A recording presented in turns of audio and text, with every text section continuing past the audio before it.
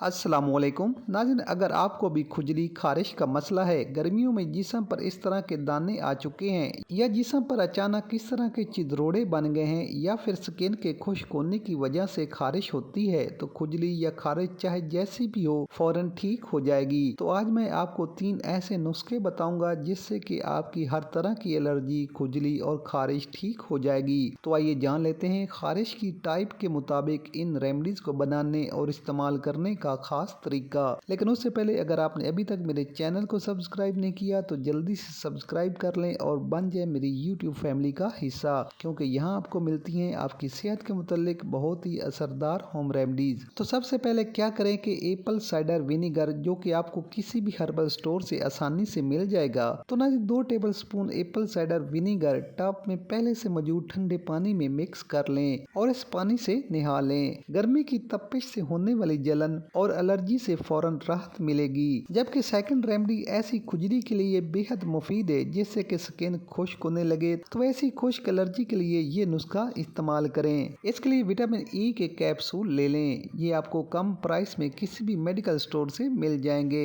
बस नीडल या पिन की मदद से इस कैप्सूल को सुराख कर लें और एलर्जी वाली जगह पर कुछ इस तरह अप्लाई करें, आपको फौरी सुकून मिलेगा। इसके अलावा तीसरी रेमेडी के लिए हमें जरूरत होगी ग्रीन टी की। ये आपको किसी भी जनरल स्टोर से आसानी से मिल जाएगी। गर्मियों में होने वाली खारिश, खुजली के लिए ग्रीन टी का ये नुस्खा बेहद कारगर है। इसके लिए क्या करें कि किसी साफ बर्तन या पैन को चूल्हे पर रख लें। अब अगर आपने 3 दिन के लिए ये नुस्खा तैयार करना है तो 2 कप चाय वाले पानी से भरकर बर्तन में शामिल कर लें। जब पानी गर्म हो जाए तो इसमें 1 टेबलस्पून ग्रीन टी शामिल कर दें। आप इस पानी को इतना बॉयल करें कि पानी चौथाई हिस्सा बच जाए, यानी अगर आपने 2 कप पानी शामिल किया है तो आधा कप पानी बचना चाहिए। तो आप देख सकते हैं पानी 2 कप से कम होकर आधा कप बच गया है। आप चूल्हे को ऑफ कर दें और इस लिक्विड को ठंडा होने तक ऐसे ही पड़ा रहने दें। आप इस पानी को फिल्टर कर लें। अब इतने से पानी को 3-4 दिन तक आप इस्तेमाल कर सकते हैं। अब इस्तेमाल कैसे करना है वो जान लेते हैं। 2 से 3 चम्मच लिक्विड अलहदा बर्तन या प्याली में डाल लें और फिर कॉटन की मदद से इसको खारिश, खुजली वाली जगह पर अप्लाई करें। ऐसी स्किन जो खुजली करने की वजह से जल चुकी है, वहाँ इस रेमेडी को इस्तेमाल करते ही ठंडक महसूस होगी और आपको खुजली करने से फौरन रिलीफ मिलेगा।